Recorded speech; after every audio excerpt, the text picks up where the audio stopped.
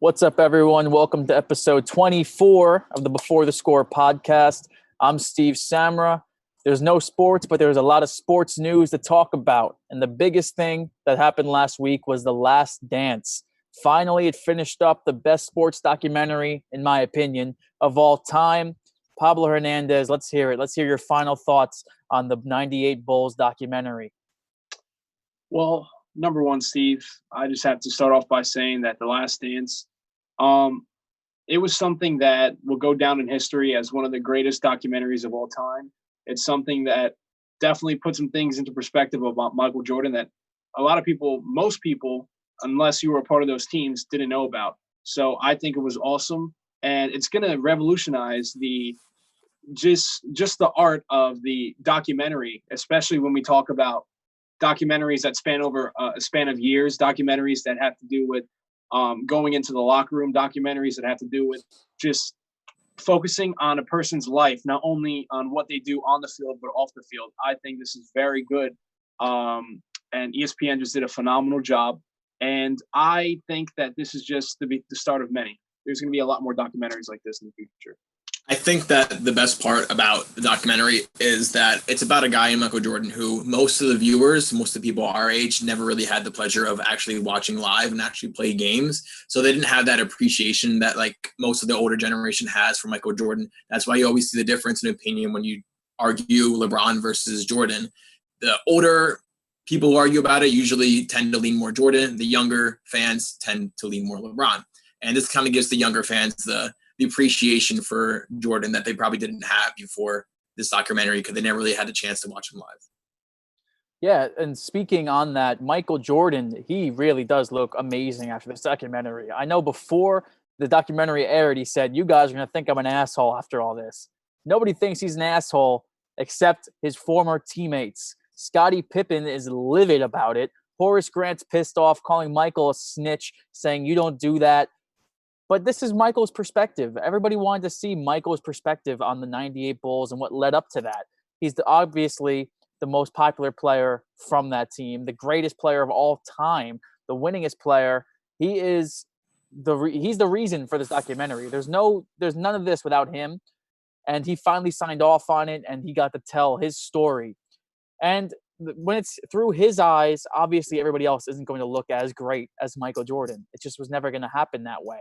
So what are your thoughts on Scottie Pippen being pissed off, Horace Grant being pissed off? Dan, would you be pissed off if you were one of Michael's former teammates after all this?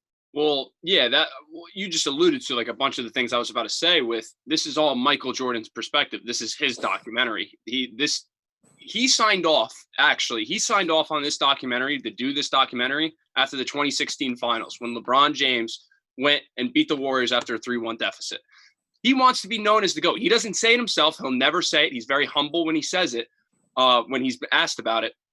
But he wants everyone to know how amazing of a basketball player he is. And with this younger generation coming up, and you have a lot of LeBron stans and people saying LeBron's the best player to ever live, that's what got Jordan motivated. He wants to say his side. It's all his side of the story here. So when you're alluding to the Scottie Pippens, the Horace Grants, and other players, yeah, of course, like they don't have a big say in all of this. So they're pissed off. You know, they can't say their side of the story. Horace Grant was on the screen for like 5 minutes, the whole thing. And he's one of the biggest players in that early first three-peat. So if I was one of those former players, yes, I would be a little ticked off by this documentary. And that's a great point. Do you know what I would like to add also? For the people who claim that LeBron is the greatest or to claim that Michael Jordan isn't the greatest of all time, just look at this special, right? They did 10 episodes on Michael Jordan. This guy's 10 episodes were more intriguing, and it was probably something that you will never think of and probably would never happen to anybody else but Michael Jordan. Nobody else has this type of backstory. Nobody else has had this type of heartbreak and triumph. When you talk about the lows, and then you talk about just the highest high of being not only the best in the sport, not only being the best at the time, but being considered the best of all time. I don't think there's any player that even lights a candle to this. And I'm also going to bring something else up because I know, Steve, I brought this up to you guys earlier. What do you guys think about Paul Pierce saying that LeBron James isn't a top 10 player of all time? I think that Paul Pierce is sipping the loony juice at ESPN. The best part about him at ESPN is he says something stupid about every single time he comes on television. I really don't know why he would even say that. I believe he said top 5, which even that is stupid to say. Top 10, no, that's a fireable offense. Top 5, that's just stupid. I don't get why he would say that. He also said some stupid stuff like he has had a better career than Dwayne Wade, which is just not true. Dwayne Wade had a better career than you, Paul Pierce. I'm sorry. I hated Paul Pierce as a player. As an analyst, he's not much better. Well, yeah, you saw Kendrick Perkins was one of the biggest people talking about all of this. And he pointed out that Paul Pierce and LeBron James do not have a good relationship. You see videos on the sideline of pregame with Paul Pierce at a Lakers game, and LeBron's going over, hugging Perk, saying hello, and then he just walks right past Paul Pierce, doesn't even say hello, doesn't even look at him. So they don't have a good relationship. So this top 5, I mean, it's all opinion-based. Whenever someone asks, what is your top 5 of this or that, it's always your opinion. And I bet Paul Pierce actually truly believes that LeBron James is not a top 5 basketball player. Is he right in that? Of course he's not right. And if he doesn't realize that, then that's his problem. But like you just said, the whole D-Wade thing, he got embarrassed on air when they were listing D-Wade's stats comparatively to his stats. He was literally embarrassed. He had nothing to say because every stat Dwayne Wade had was better than Paul Pierce. Also, when he said he was a better shooter than Clay, that was a little ridiculous. And then lastly, when he said that the Celtics series with the Bucks in 2019, the Celtics won the first game, and he said the series was over. What happened was the Bucks won the next 4 games and reverse swept them pretty much. This guy doesn't know what he's talking about. It's news. It's good for ESPN because it gets people riled up like me. I mean, you go on Twitter, you type in Paul Pierce's name, you're going to see a lot of bad comments about that guy. He's basically a professional Twitter troll when it comes to the NBA. The stuff he says just gets a rise out of people. He went to Skip Bayless's school of commentating, obviously. And honestly, seeing them two on a show together would be pretty entertaining. But yeah, Paul Pierce, I really just don't get where he's coming with this. I was actually just going to bring that up, Steve. This guy, he's full of bias. He's bringing, real life issues on the screen. And that's not something you could really do as a broadcaster. You're supposed to be impartial. So ESPN is very notorious for having guys like this on their network. Guys like Skip Bayless, guys like Stephen A. Smith. Guys like this, just people who are just the king of bad takes or just the king of just putting out bad material or controversial material just to get people talking. So this is something that definitely got us talking. I mean, aside from there being no sports, this is something that really caught my eye because it's just something that doesn't really make sense. Pablo, some people might say you're the Paul Pierce of this show. You know what? I was waiting for you to say that, and I didn't want to draw that comparison because I know the exact comparison you're talking about. He's impartial. I mean, he's biased with with LeBron because they have had issues, and I know you would say that I'm wearing a Yankee jersey here, and I would be biased towards the Mets or biased towards a Mets player. And honestly, whatever I have or whatever feelings I have off the podcast, I would never, and I try not to bring it to the podcast because I am supposed to be impartial. So whatever I am or whatever I say out there, I will never say it in here because I think everybody deserves a fair share. Well, my biggest takeaway from this is whatever Paul Pierce says, just take it with a grain of salt. This guy doesn't know what he's talking about. You look at, previously he gave LeBron crap on air saying he had to go to Miami to compete with his Celtics. Like he couldn't beat him with the Cavs team. Well, he said the super team, like the creation of super team, like that was all LeBron. First of all, the Celtics were the first super team. Yes, it wasn't where players were dictating that, but the Celtics were the first super team. There's no doubt about that. That team was ridiculous. Paul Pierce had a gift of Kevin Garnett and Ray Allen being traded and signing to his team. So he got so lucky with that. So Paul Pierce, just shut your mouth. I'm done with the guy. I'm seriously done with the guy. He doesn't say anything that makes sense. Let's go from one Boston sports legend to another. ESPN is planning a multi-part, similar-style documentary to The Last Dance for Tom Brady, slated for 2021, and it's going to be called The Man in the Arena. It's going to chronicle Brady's entire career, back to college, everything in between. What are your guys' thoughts on Brady being the next athlete to get a Last Dance-style documentary? Well, I'll start here. And Tom Brady, right? Tom Brady is the Drake of football. Tom Brady is the LeBron James of football. Tom Brady is the guy that ESPN cannot stop talking about. So personally, I couldn't care for Tom Brady. I'm not the biggest NFL fan, but to me, this is something that's going to be super annoying. It's going to be super over the top. They're just going to be pandering to the annoying New England Patriot fans. This is something that I think could be cool, but at the end of the day, as a Giants fan, as a Jets fan, this is something that you guys aren't going to care for because it's just going to be a documentary on this guy just killing your team for years. And it's going to be something that ESPN is just going to shove down your throat, and they are just going to keep glorifying the fact that Tom Brady is the most hyped up, the most talked about, the most controversial, or one of the most controversial NFL players of all time. Yeah, I think they'll do a really good job with it because it's ESPN and they're fantastic with their documentaries. But me personally, I'm probably not going to watch it. I've dealt with Tom Brady my entire lifetime. I'm not interested in while he's still playing. Like, it's not like he's been retired for 10 years and it's a documentary. This is a lot he's still relevant. So there's not going to be a gap between his playing years and a documentary. So that's just not something that would interest me. Less is more. Less is definitely more. Well, you got to understand, ESPN made so much money from this Last Dance. I mean, everyone was talking about it. Their views were so up, their ratings were so high. So this is a no-brainer. I mean, you look at Tom Brady, he's the GOAT of football. So you want to do a documentary on him? I get it, but it's too soon. I mean, I understand the money side of it. They're going to make so much money, but it's too soon. Like Andrew just said, he's still playing. Let this guy retire. Give it 10 years, have everyone think about Patrick Mahomes being the best quarterback of all time, then bring the Brady discussion back into it. I think that would be a better chance.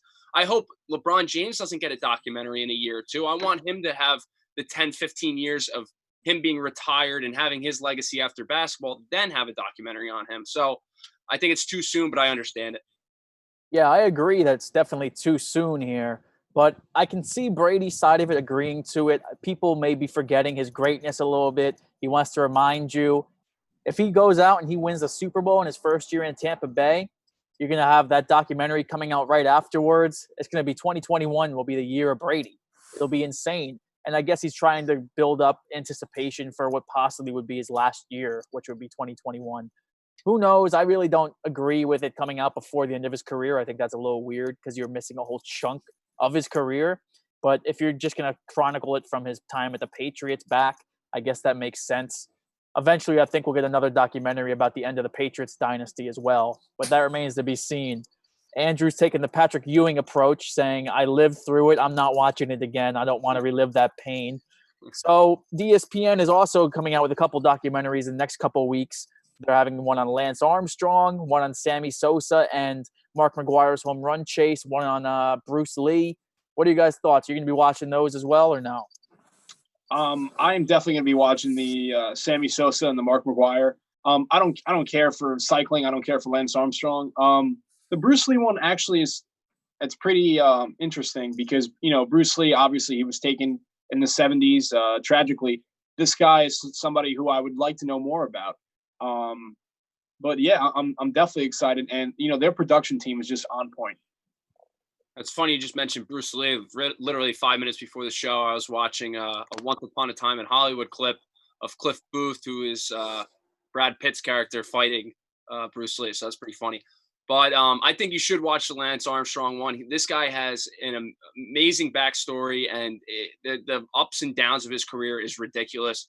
I think it's going to be extremely interesting to people that aren't about cycling. Of course, I'm not a big cyclist guy, but when it comes to this documentary, it's going to be extremely interesting. I'm, of course, going to watch that, going to watch the home run chase is going to be amazing. And then Bruce Lee, I don't really know much about him. So I think that should be a very interesting documentary as well. Yeah, the one that really piques my interest is the Sosa McGwire one, mainly because, I'm sure the other ones would be great with Bruce Lee and Armstrong, but I just need something to watch. I'm not a huge documentary guy, so for me to watch something, I had to be genuinely interested in the players and or the sport. So that kind of hits the nail on the head with the home run chase. Did you watch Tiger King yet? What was that? Did you watch the Tiger King yet? I did. Okay, all right, good. All right. You chose the Tiger I King. don't know. for Last I Dance? didn't fish Uh-huh. kind of. I will be watching the Lance Armstrong one because I just biked 10 miles the other day. So I kind of want to learn how I can get into the Tour de France like Lance Armstrong, if that's a possibility for me. The Bruce Lee one, like Dan said, in the Once Upon a Time in Hollywood clip, you could have fooled me saying that that was Bruce Lee in that clip. That was such a great clip, and I want to learn more about the guy. And the home run chase, that's just that saved baseball. That really helped out baseball in the long run, gain more fans. We'll get in more about baseball later, but that's the one I'm looking forward to the most out of the three. And it'll be nice to have something to look forward to over the next couple of weeks. ESPN's hot on the documentary trail. They're going to continue it into the summer. So that's nice to see that they keep doing that. Well, let's go back to basketball here because they're discussing a 2-city format to finish their season. One half of the league would play in Vegas, one half of the league would play in Disney World, Orlando. So you tell me, if you were in the NBA, where would you rather be playing the rest of the year? In Vegas or Disney? I got to go with Disney. I think Vegas, there's nothing's going on in Vegas right now. There's nothing to do. The whole city's shut down. I mean, Disney's not really running either. So I guess, but I like we said a couple episodes ago, I mean, they could do a lot with Disney. I think it would be a really good a good like story to throw on when you're watching a basketball game with the whole backgrounds and everything. But alluding to, having the East play in Disney World and having the West play in Las Vegas, perfect idea. I think that's a great idea. You're separating both of the leagues together. I mean, baseball should take a look at this, like having two different cities where half the leagues play and half the leagues play is a good idea. I know they're alluding to having everyone play in their home stadiums, but that case in point, that's a good idea for the NBA. I think the NHL is going to have to look at something like this too. It's perfect. I mean, we'll have to see what happens with the playoffs. You know, you have 8, 9, 10 seeds that are very close to getting in there. There's 12 or 13 more games remaining in the season. But like all in all, you still need 3 weeks, 4 weeks to actually get back in basketball shape. So it's going to be very interesting to see because these plans need to be put in motion as soon as possible. So once it comes to the end of the season, whenever that might be, like in August or even September, they're might have to push back next season. So it's going to be very interesting to see what happens. Now, let me interject there real quick because you mentioned the playoffs, and the NBA is apparently planning a 24-team playoff. And the reason I like Disney World is because Disney World is the place where dreams come true. And that's where my dreams would come true because in a 24-team playoff, the New York Knicks are in, baby. We would be going to the playoffs for the first time in over 8 years. Oh, man. Imagine the storylines if the Knicks take down the Bucks in the first round or something. I wouldn't even know how to act. Disney World, where dreams come true. R.J. Barrett, deep playoff run. New York Knicks, it would be a miracle. And that's straight out of a Disney Hollywood script as well. So, as much of a series that wouldn't be, being deprived of basketball for so long, I would watch that series. As a Knicks fan, that would be the dream. That would be rewarding for taking 3 months off of basketball, losing the Knicks, missing out on the Knicks, losing for months in April and losing for months in May and not having to see that. And then going into the playoffs as a 12 seed, I'd be fine with that. Yeah. Give me that every year. I don't care. Wins. I don't understand how you could let the Knicks in the playoffs right The now. East is so bad, it would happen. So where dreams come true, baby. Disney World, Knicks would be a playoff team, which would be crazy but awesome. Going from the other side, the Nets, another team in New York, are looking at a third superstar. They're gauging interest in Bradley Beal from the Washington Wizards. Do you see this deal getting done? Well, how much money do they have? I mean, you just paid Kevin Durant a giant contract, Kyrie Irving a giant contract. You have a lot of guys like that are going to be coming up, like the Karis LeVerts, Spencer Dinwiddie's. You know, they're going to want more money eventually. Where does Bradley Beal place into all this? Looking at the East as it is now, a healthy Kevin Durant with a healthy Kyrie Irving, that's a very damn good team, and that could be that team alone could go to the finals. Adding Bradley Beal, that's getting out of hand. That's a super team right there, you know. So from the Nets perspective, if you could afford him, of course, Bradley Beal is one of the most underrated players in this league. He's a great talent. You saw the Lakers. LeBron was trying to get him before Anthony Davis came. He's a great player. No questions about it. If you could get him, you get him. But as a league perspective, this is another super team we have to deal with. And that would be disappointing because with Kevin Durant leaving the Warriors, we've kind of seen super teams kind of go away a little bit. Of course, the Clippers and the Lakers are still really great with their amazing duos, and they have their supporting cast. But the Nets, with those three teams, they would instantly become the favorites in the East. I don't care about Giannis. I don't care about the Pacers or whoever else is in the East that could contend with them. And it would really disappoint me to see that as a Knicks fan, because Bradley Beal is one of the most underrated players in the whole NBA.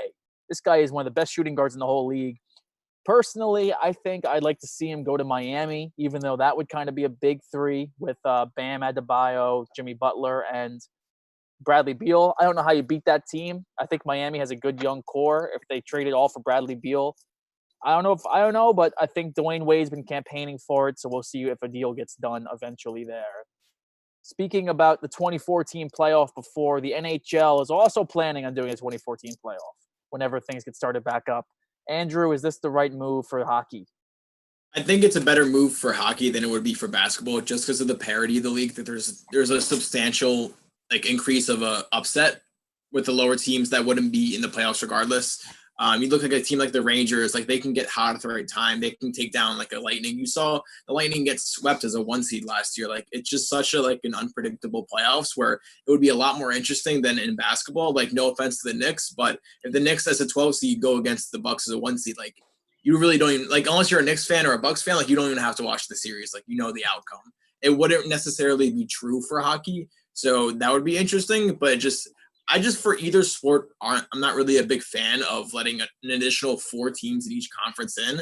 I get that you don't want to exclude anybody because you're cutting the regular season short, but it seems like it just takes away a little bit from the playoffs. It kind of makes the value of being a playoff team just less because they're just letting anyone in at that point. So I don't know how I feel about it, but it would definitely be entertaining. My opinion on this is, number one, I think that they should start off by cutting the excess teams that we know we're not going to make it. So I don't think it makes sense for 24 teams to make the playoffs. Like Andrew said, if there are only 30 teams and 6 teams aren't making it, are you going to tell me that 24 teams are playoff worthy? That's not right. It devalues that hard work and the challenge that has to do with making the playoffs, especially when you talk about 24 teams, right? I don't know, man. To me, it just doesn't make sense. And a team, I tell you this, mark my words, a bad team is going to walk away from one of these playoffs. If it were to happen, they're going to walk away eliminating a few really good teams, and potentially a team could just get hot and take away, take down a 1 seed, take down a 4 seed. It's very possible, especially when all these teams, they haven't really played aside from their simulated games or their practice games. They haven't really been able to kind of mesh with their teammates and play a lot. So this is something that is very scary if, you're a team that, should be good. Well, I think that makes it more interesting. I'm not sure I understand. Who's on Siri? The thing about hockey, too, I just wanted to, sorry for cutting you off, Dan. Yeah, go ahead. Was that the hockey is way more, there's, like Andrew said, way more parity than basketball. If you cut it at 16 teams, you would have a lot of really good playoff-worthy teams missing out in hockey. The fringe teams making this playoffs in hockey are still good enough to be playoff teams. On the other hand, in basketball, of course, the Knicks would make it. The Knicks aren't a playoff team. But, of course, to reward teams like the Pelicans in the West, you got to reward teams like the Knicks in the East. Just let Giannis and them take their lumps on the Knicks and then move on from there. Well, yeah, you guys summed it up great. But with hockey, it's a little different. I think having more teams in hockey makes more sense than having more teams in basketball, because you look at the standings right now still, you have Andrew's Winnipeg Jets and then teams below them that have 3 less games played but only 1 less point. So if you're not letting them have the opportunity in the regular season, if you're just cutting out the regular season, you have to give those teams a shot in the playoffs because they deserve it. Because you're telling me in 3 games they can't get 1 or 2 more points to get into the that 8 seed? That's a little ridiculous to me. With basketball, it's a different story, but I think with basketball, it makes it a little more interesting as well. Not maybe hockey where, like Andrew said, the 1 seeds are always sometimes losing. And if you're throwing some other teams, like Steve said, that are playoff caliber teams, it makes it way interesting because those top teams that haven't had this sort of practice for this whole quarantine are in more jeopardy of losing. So that makes ratings go up because, well, first of all, ratings are going to go up because there's more cities involved and more people are going to be watching. But also, the average viewer might see upsets, and everyone loves a good upset, and that just makes everything more interesting. So, of course, whatever happens, there's an asterisk next to this, but still, I think it makes it very interesting when you add more teams in. Now you're adding these extra teams. Dan, how does it feel that 24 teams are going to make it and the Devils aren't one of them? We're a rebuilding team right now. It's okay. I understand that, but for you to have your Knicks in is just ridiculous. that should not be a topic of conversation. Are Knicks the playoffs Knicks is going to be in the same sentence. Yeah, we'll see. We'll see what happens, but at least we'll have a shot at the Larry O'Brien Trophy. Let's move on to the one sport that isn't in the positives when it comes to moving their season forward. It's the Major League Baseball. Pablo, you're all decked out in front of Yankee Stadium. I don't know if you'll be there this year. I don't know if there'll be baseball at all this year because the owners and players can't agree to restart the season or start the season in general. So tell me, what do you think the resolution is here, Pablo? Well, number one, I'm going to put together the MLB in the same category that I put as, with the NHL and the NBA. I'm sick and tired of hearing these owners and sick and tired of hearing these proposals about what they should do and what they need to be doing. I just want something to be agreed upon. I just want to see some type of sporting activity on my TV. I am just getting tired of, this going back and forth between the Players Association and the players and the owners. I'm just so tired of it. And number one, I have been stating this. If you were going to be having a season this year for any of the sports, there are going to be no fans. I don't want to see any type of, exception to that rule. If you want this virus to kind of like self-isolate itself, you do not have any fans in the stands. That's number one. Number two, there has to be some type of agreement between, the players and the owners that the players will get tested multiple times per week, or just kind of that security web to know that, these guys are going to be protected, that, umpires or whatever, there's going to be some type of social distancing that has to do with these guys not getting the virus. Because especially if all these guys are going to be on top of each other, one player can get it and he could spread it to the entire organization. So this is something you have to take very seriously. Now, I do want to kind of take what they're doing in other sports. You look at All Elite Wrestling.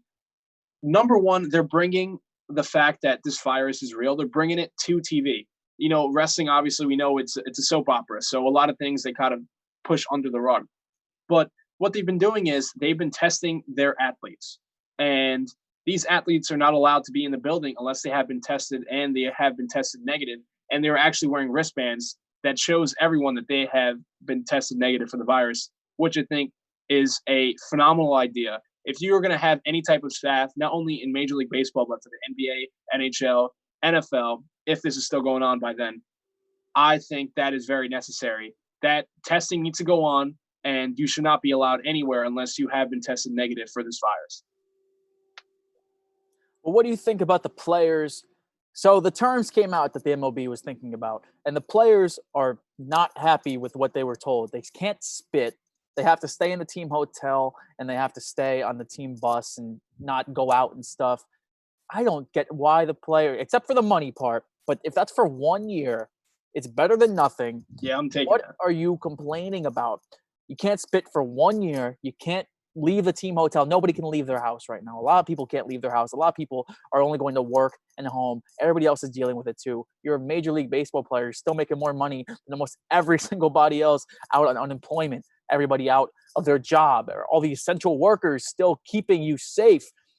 And you're not going to play baseball. You're not going to give people entertainment because you're making half the money for 1 year. I can't get behind that. I know the players have to get theirs, and I know their careers aren't that long, but everybody is in a unique situation. It's 1 year. You need baseball this year. It just makes me a little annoyed seeing that. I think I have like a different perspective on it because I think we all kind of look at it from like a fan's perspective, but like through the eyes of a player, like they want to get theirs. Like they're never going to be okay and they're never going to accept a pay cut like this, like and not put up a fight about it. Like this is kind of expected. And like, again, like we all really kind of need baseball back. We need sports back, but that's the fans' perspective. Like the players, like that's not like an essential service. Like it's entertainment. Like I get them not really wanting to go through all of this just to put on a show for fans because not every MLB player really cares about that. They just like they're looking like out for their own best interest. You can call that selfish, but that's how a lot of players think. So I mean, I personally want them to just like take their millions and play baseball. But that's like a little bit selfish of me. But I do get what they're coming from, and I'm always usually going to side with the players opposed to like the owners, who it's hard to kind of feel like any like sympathy towards if their players don't want to play like under a pay cut. I'm not really going to feel bad about their wallets hurting from this. Yeah, a lot of the guys, like, they can play. If you're being in your own space for an extended period of time and you can't spread it to anyone, then like what's the sense in not going out? Everyone's a healthy person. I mean, minus some guys like Carlos Carrasco. God forbid he were to get the virus. He's obviously like Roman Reigns, like those type of guys. That if they were to get the virus, then bad things were going to happen. So you got to feel bad with those guys, and maybe they have to take different steps, of course. But people that are very healthy, young adults, I mean, like the money's obviously the frontline issue here, and if you're reducing the games, obviously your pay is going to have to reduce. You're not going to get full salary. It just wouldn't make sense. The teams can't afford it. They're not making nearly as much money in revenue because they're not selling as much. First of all, the economy's going down. You have people not being able to go into seats because the stadiums are closed. So the players have to realize, hey, we got to take a pay cut. Yeah, the pay cut that was by the owners on the Major League Baseball wasn't nearly enough what they thought they should be earning. So I understand. It's just bargaining here. I expect it with time to pass that they'll agree on something. And right now we just have to just wait and see. I get the players' perspective on this, but if baseball is not played this year because of this, baseball may never recover. It is already a sport that is losing a lot of its fans. Pablo, you're an exception to the rule. You love baseball. Baseball can do no wrong to you, but not everybody is like you. That's not the people they're trying to please. They're trying to please people to get into the sport. If the NBA, the NHL, WWE, AEW, NFL, college football, college basketball, they can all play and the MLB doesn't, they may never recover from that. Fans will be livid. It just is something that I don't know if they can have happen to their sport. I'll tell you what, Steve, you hit something, you hit the nail on the head in one point, right? When you said that all these sports can get underway and the MLB is still not underway, I kind of have to put a stop to that argument because, number one, if these players see that all these other sports are going on and they see all these protocols that the other sports are going to be going with, they're going to say, you know what, we want to play. We're not going to be the only sport that's not going to be playing.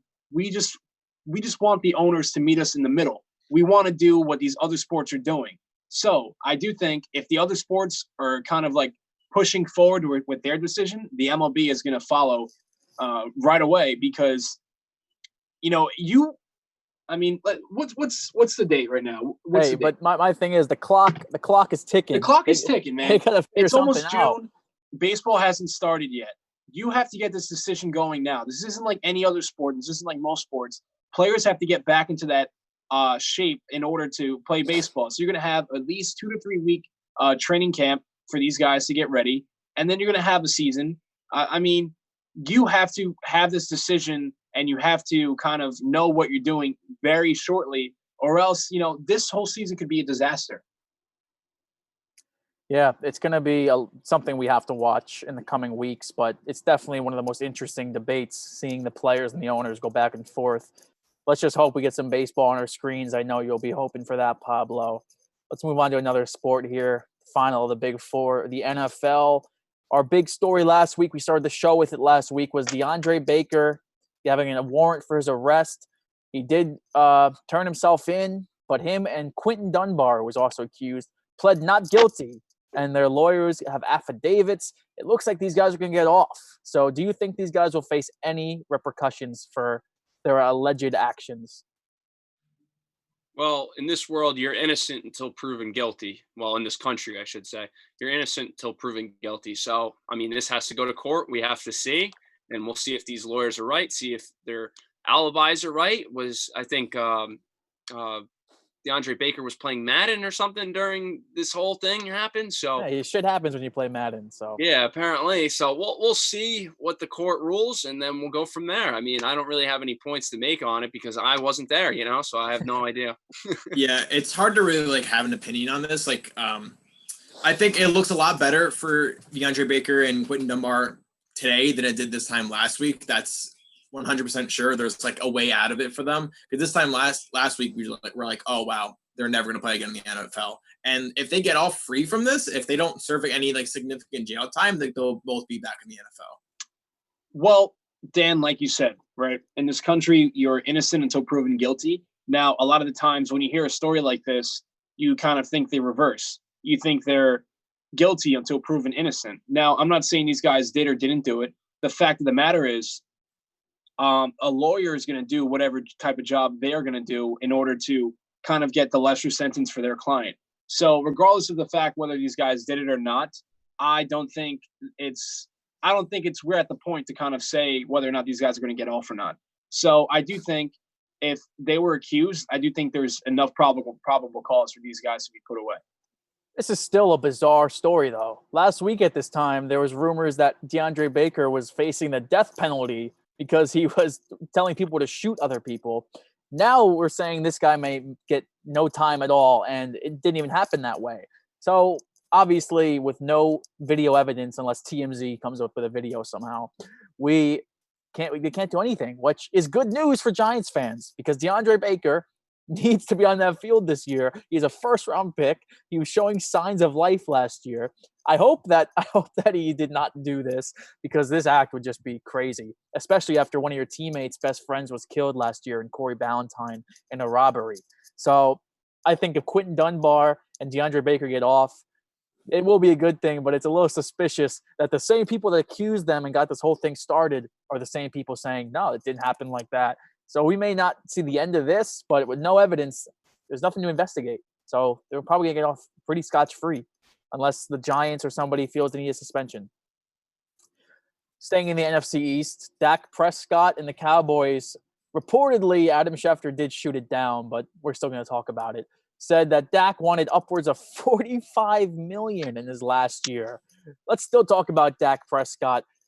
Will this contract get done with the Cowboys? I really believe it will. I mean, with that report of, what was it, 175 million for 5 years or something like that, average 35 million per year.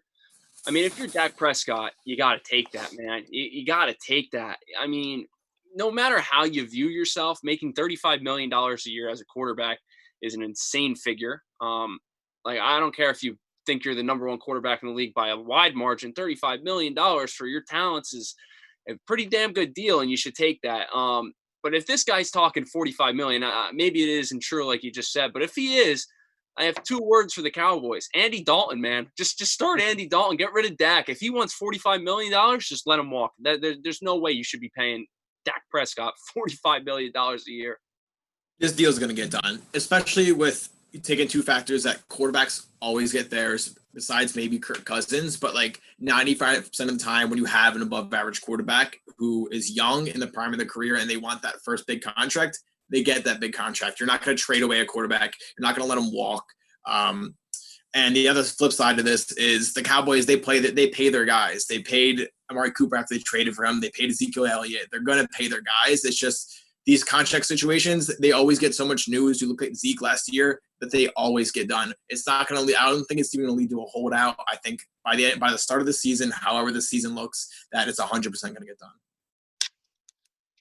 One of our questions from this week comes from PK Patel, and he wants to know our thoughts on Josh Gordon's possible comeback as he applied for reinstatement. Will Josh Gordon be playing in the NFL next year? Yeah, I'm rooting for Josh Gordon. I'm nothing against him personally, but I'm kind of sick and tired of hearing this every year. Like, this is like the 6th time he's like applied for reinstatement. Every time he's back in the league, he's he flashes for a few games, everyone hypes him up, and then he gets suspended again, or he gets hurt or something. Like he's not a world beater where like we should all like fascinate over whether or not he's going to play for a team. He's like pushing 30 years old, if my memory serves me right. Like I don't get all the hype anymore about him. I get when he was younger, coming off the Browns, that there was a little bit of hype behind him, but I'm kind of over it now. He's still when he was that 2013 season, honestly. Yeah. Well, when he was suspended with the Browns, those were his prime years, and we didn't get to see him really be on the field. But now you watch him on the Seahawks last year. I mean, he was a good player, but he wasn't the world beater that he was on the Browns. He wasn't the top 5 receiver he is in the league, that he was in the league. So, I mean, if you're Josh Gordon, of course you want to be in the NFL. You want to make millions and, you know, play some football. But for the viewer experience, if this is all just happening, I mean, like, whatever. Like, if he can't play anymore, I mean, poor guy can't make his millions. I do sympathize him with that. But, like, he's not that much of a talent that I need to see on the screen anymore. I was honestly really surprised he didn't have a better year last year. I thought in the Patriots offense, he was going to be great, just never materialized. And then with the Seahawks, you couldn't even tell he was even on that team when he was there. They didn't do much. I think he had like 1 catch a game, if that. The only time I was really rooting for him was when I had the money on them against the 49ers, and he helped me out in overtime a little bit.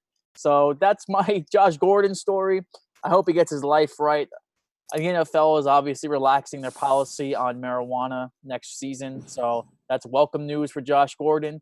I think he will get reinstated. The NFL is probably going to be pretty lenient towards him, as they've shown in recent years. I don't know what team will pick him up, though, but it's Josh Gordon, so some team's probably going to take a chance on him. Now, Sean Payton, apparently, according to Jay Glazer, sees Taysom Hill as Drew Brees' eventual replacement and went as far as to call him a bigger Lamar Jackson. I know you guys are big fans of Taysom Hill, so let's hear your thoughts on that. Are we talking about Jay Glazer again? Like every time with this guy, like he just he rubs me the wrong way. I don't like the way he talks about these stories. I really don't understand any of the Taysom Hill hype. He's nice in the little gadget role he has, but I mean, like, did I wake up in an alternate universe where he's like an established quarterback, or he's like a very young, like first, second year guy? Like he's been here for a decent amount of time. Like we kind of know what Taysom Hill is. He's good in small doses. He's good in his role, but I know Steve's a big Taysom Hill guy. I think he said on his podcast that like he's going to replace Drew Brees for a long-term answer. I don't see anything close to that. Look, I have respect for Sean Payton. I don't like him. I definitely don't like him, but I have respect for him. And if this comment is true, if the bald man of Jay Glazer actually got something correct for once, if he got something that's worthy of a story, then what the hell is Sean Payton thinking? I mean, come on. Taysom Hill, really? Yeah, I mean, the last game everyone saw him play was when they lost to the Vikings, and he was the best quarterback on the field there in that game, as sadly as that is. I mean, for his side, of course, Kirk Cousins had a great game, don't get me wrong. But Taysom Hill, your long-term answer, like, Sean Payton knows better. There's no way this could be true. I can't believe Jay Glazer for a second here. I think Sean Payton forgot that he has Jameis Winston on the roster now. It's not Squintin' Winston anymore. It's famous Jameis. He's back. He got the eye surgery. He's going to show out. And Sean Payton, he's going to terrorize the Buccaneers for years to come. Taysom Hill, I think maybe they'll go with a little 2-quarterback offense like we might see from the Eagles this year. But I don't know how you can say he's Drew Brees' eventual replacement. I think Jameis is more of that caliber. I would be shocked if Taysom Hill is their starting quarterback next year. But he has earned a shot at the job with the way he's been playing. And obviously they wouldn't be able to play the style of offense they play right now. I mean, all Drew Brees does is throw slants to Michael Thomas, though. So maybe he could pull off the job, but we'll see. But I'm just surprised. Calling him a bigger Lamar Jackson, that is the surprising part of that news to me. One of our questions this week comes from Dave Stolte, and he says, thoughts on the 2 NASCAR races so far, and he wants a preview for this Sunday's race, which would be the Coke 600. So, Dan, I'll start with you because I know you were heated about last night's race. What do you think of the racing? Well, with the first race, I thought it was very interesting to see the race that was on when Kevin Harvick won. It was interesting, but like you saw in Kevin Harvick's like post, they go up to him, he does a burnout in front of no fans, gets out of the car, looks up at the stands, no one's cheering, it's pitch quiet, and he won a race, you can't even feel like you won the race. Then you go to Wednesday, and then you have a rain delay ruins it, and the race is finalized because they did so many laps, and Danny Hamlin's in the pits, and he's the winner, and he comes out of his car with this funny mask on, and he wins. But I mean, the worst of this is, what the hell, Kyle Busch? What do you? Oh, come on, man! Like, I get it. There's never been really beef between Chase Elliott and Kyle Busch, so I could see his stance of saying, yeah, it was a bad move. I apologize. I'm in the wrong. I misshot the gap. And like he was saying, he was looking in his rearview mirror for Kevin Harvick behind him. But like, you're Kyle Busch. You're a top 5 driver in NASCAR, and you're telling me that you missed going into that hole by 3 feet on Chase Elliott? Chase Elliott had the best car going down the long stretch there. The race was about to end because the rain was coming. I think Chase was going to beat Denny Hamlin in that short term. He saw, hey, Toyota could go 1 and 2. Might as well spin Chase Elliott into the wall. And the race was finalized after that. I mean, if I'm Chase Elliott, I'm doing the same thing. I'm flipping the bird across to him because that pissed. I got so mad. I can't imagine Alan Gustafson or Chase Elliott after that. I thought that last night's race was a lot better than Sunday's race. Yeah. I don't know if that was because it was at night and maybe because you couldn't see the empty stands and everything. I do like the idea of midweek races. I've been calling for that for years, ever since they had a race on Tuesday after a couple of rain delays. A Wednesday night race would be perfect, especially since it would help the drivers and help the sport, because there's too much that goes on race weekend. So many practices, so much qualifying. I loved the inversion of the field for qualifying. You had a different front row with Ryan Preece and Ty Dillon up there. It was cool. It was different to see. I definitely enjoyed last night's race a little bit more. I thought it was more exciting. The Kyle Busch, Chase Elliott thing, I don't get what Kyle Busch was thinking if he was wrecking him on purpose. The only thing I can think about is he was taking out his frustrations on Elliott because he's had a rough couple of weeks and he had a rough run on Sunday. So he thought, hey, this is my one chance to win. I'm going to take it here. Hamlin was on old tires. He was a sitting duck. He was not going to win that race if it stayed green. Elliott had the best car. I'd be pissed off too if I was Elliott. That guy has some hard luck. He's my favorite racer. I know he's Dan's favorite racer, so it's disappointing to see him go out that way. I love that he showed some emotion, though. Another thing about that is Alan Gustafson is actually Kyle Busch's old crew chief. Yeah. So for him to be wrecking that team wouldn't make any sense. So I was just really surprised about that. And like you said, he's the best driver in the sport, honestly, I would say. The best driver in the sport doesn't miss a hole by that much. I don't care how much time you had off. I don't care how bad you were at iRacing. He has not missed the spot like that. So I was very surprised about that. But one thing I noticed about the NASCAR race on Sunday, as opposed to the action, which was great to get back to some live sports, that was awesome being able to watch NASCAR twice in 1 week. I'm excited for this week's race. Was the way that it was presented is something that other sports can take from NASCAR. How they had I'm going to call it a selfie stick connected to the mic, pushing it out into the drivers. I thought that was interesting to enforce social distancing in that we've never really thought about for other sports. And then they had the commentators not actually at the game, which I guess you don't need commentators at the game. They could just stay at the studio. So that made sense having Mike Joy and Jeff Gordon in Fox Studios in Los Angeles as opposed to having them in Darlington Raceway.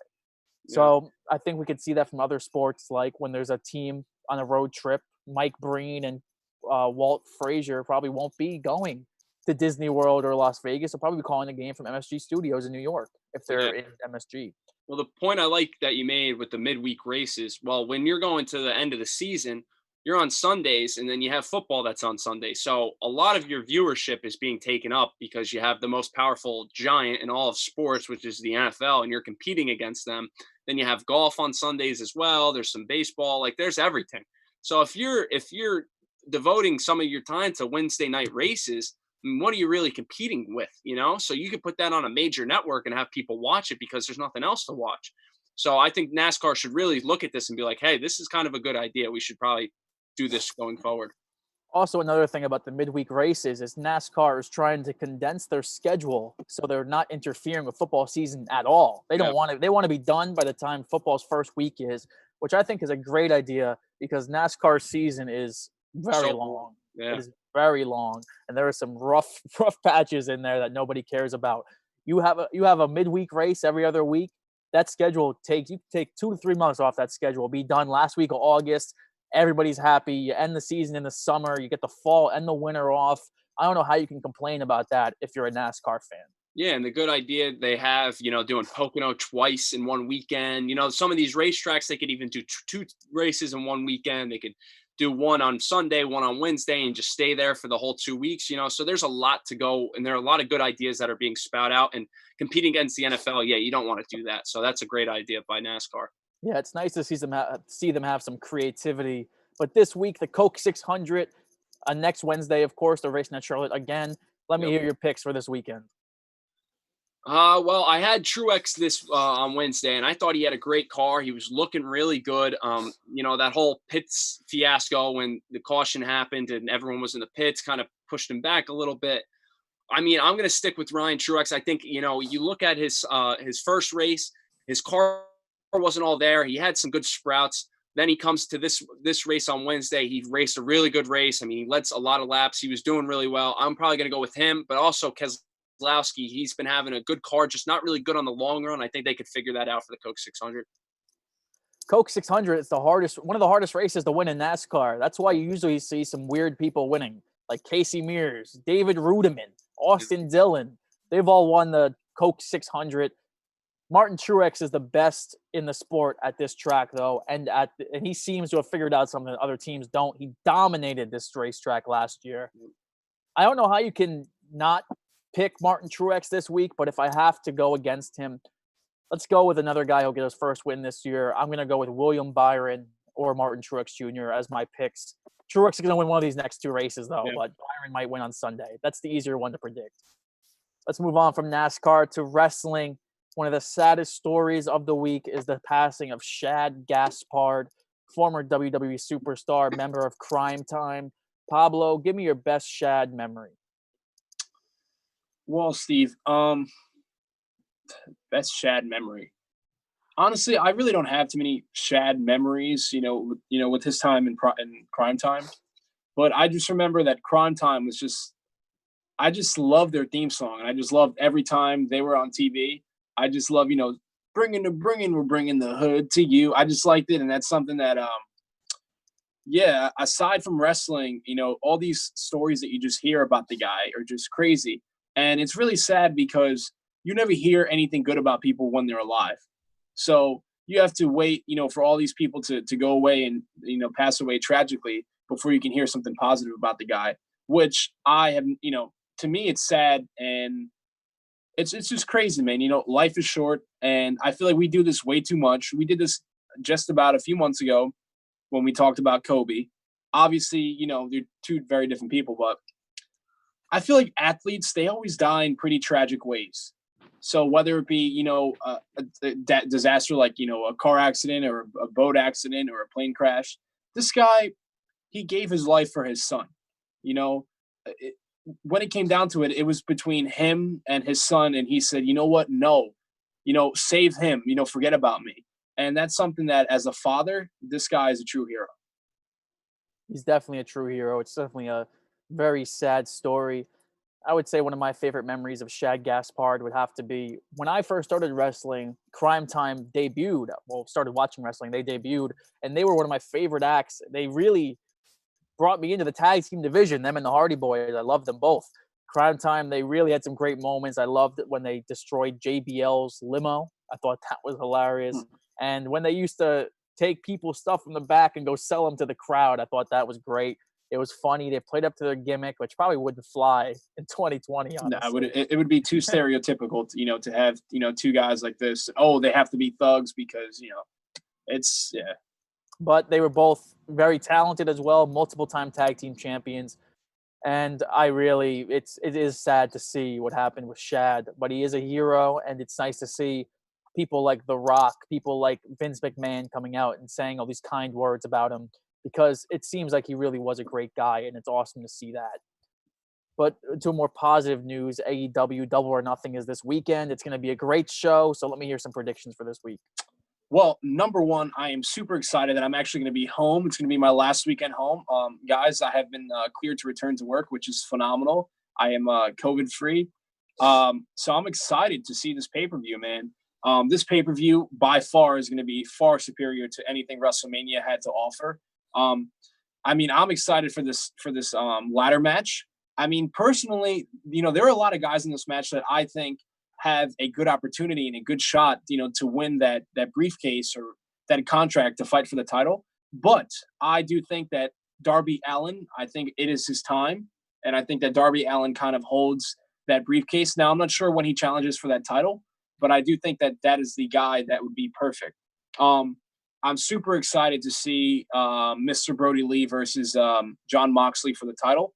The only thing that I am not too excited about is the fact that they are pushing Brody Lee too soon. And I think that this is somebody who should be built up definitely more before you just have him fight for the title. And somebody who, and Brody Lee, he can't lose, and neither can Moxley. So either there's going to be a screwy finish or somebody's going to lose when they really shouldn't be losing. So I think that Moxley retains. It's just too early for him to be losing.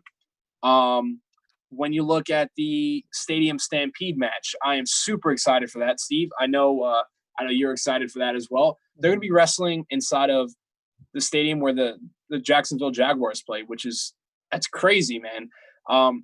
Personally, I'm super excited for that. And the last match is going to be probably the main event, the vacant, TNT championship. You're going to have the Murder Hawk, Lance Archer versus Cody Rhodes. I think that Cody Rhodes gets his redemption here. These last few episodes on Dynamite, you have seen Jake Roberts and Lance Archer kind of, go after Cody and his wife Brandy. And I think that Cody gets his revenge. And I think this match is going to be phenomenal, not only with the storytelling, but just, the in-ring work, because these two guys are very talented. And I'm very intrigued to see what Mike Tyson brings to the table. Yeah, I got to agree with almost all those predictions. I think that you hit the nail right on the head with most of those. I think the casino battle, whatever the ladder match is a great idea. It's like a Royal Rumble Money in the Bank hybrid. I would be interested to see if whoever, I know there's a mystery contestant going into the match, yes, who that's going to be, if that's going to be somebody of note and if they're going to win. But I like how you can win the match before all 9 contestants have gone into the match. I think that's a good swerve. I don't know if we'll see that happen in this match, but we'll see. And I do like your pick of Darby Allin. I don't know if that's going to be the winner right there. I don't know if he's world champ material yet, if that's what you eventually do get, because we don't really know what you win. But I think that Darby Allin eventually, he reminds me of Jeff Hardy a lot. Cody Rhodes, he is in danger of being a loser. Besides beating Dustin Rhodes on these pay-per-views, he has not really won that big match yet. He's got to win this match. Lance Archer, he can survive one loss in the finals to one of the chairmen of this company, especially if you get Mike Tyson involved a little bit, a la Michaels versus Stone Cold. I think that would be interesting. And like you said, Moxley, Brody Lee, you got to figure out a way to make both these guys look good. I'm surprised this is the match they're going with, but they both have to end up looking good. And I don't know how you do that by having one man win and one man lose. I know in wrestling, it's a lost art to just have a one-off match where everybody looks good and there's a winner and a loser. I just don't know how you can do that, but hopefully AEW finds out a way. So I'm excited. This pay-per-view should be really good. Like you said, the Stadium Stampede match will be awesome. I'm sure there'll be a bunch of tricks in there. Probably won't be cinematic, but it doesn't need to be because AEW has gotten these matches right as opposed to WWE's style. And it's awesome that Tony Khan is letting them use Everbank Field where the Jaguars play. He obviously has those connections because he's part owner of the Jaguars. But it's nice to see AEW try something different. And I think the fighting that's been going on in the stadium already has been great. Yeah. We got the golf cart scene, which was iconic already. That could be if AEW keeps on this upward trajectory. I like the way they're using the field. I'm not sure if you saw the board. It said the Elite on it. It said, like the end zone, it said the Elite, which I thought was awesome. That's something where it's just, I think it's really cool. And I'm super excited for this. And I'm also very excited for a match. MJF is somebody who has looked like a monster, man. Nobody can stop MJF. So MJF is going to get a win over Jungle Boy here. And I think MJF expect him to be getting that ultimate push. And he's going to be the guy to ultimately take that title off of Moxley. Yeah, MJF has that that brash heel. He's probably the best heel in all of wrestling right now, which is really awesome to see that he's back. He's okay after his injury, and we'll see what happens on Saturday. But this is going to be a very entertaining pay-per-view to watch, probably better than a lot of the stuff WWE has been putting out in the recent months. Let's move on from wrestling matches to literally the match, which is a golf game between Dan. Enlighten us here. Who's in this match? You got to tell us. So last year there was a thing called the match where it was for $10 million of Tiger Woods versus Phil Mickelson. And they decided this year to add 2 more participants. So Tiger Woods will be getting Tom Brady and Phil Mickelson will be getting Peyton Manning. So, I mean, it's pretty interesting. I mean, like you're adding an unknown factor. Like, how's Tom Brady and Peyton Manning's golf game? So I can't expect it's that good because they're 2 NFL star quarterbacks who are devoting all their time to being an NFL quarterback.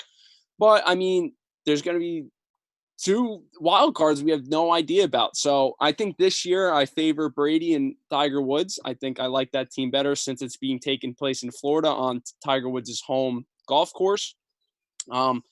It's going to be very interesting. I mean, I'll definitely be watching. I watched the first one when Phil won, and that was a surprise. It wasn't the best golf you've ever seen, and you're probably not going to see very good golf either going into this because, well, no one's been playing that much, competitively.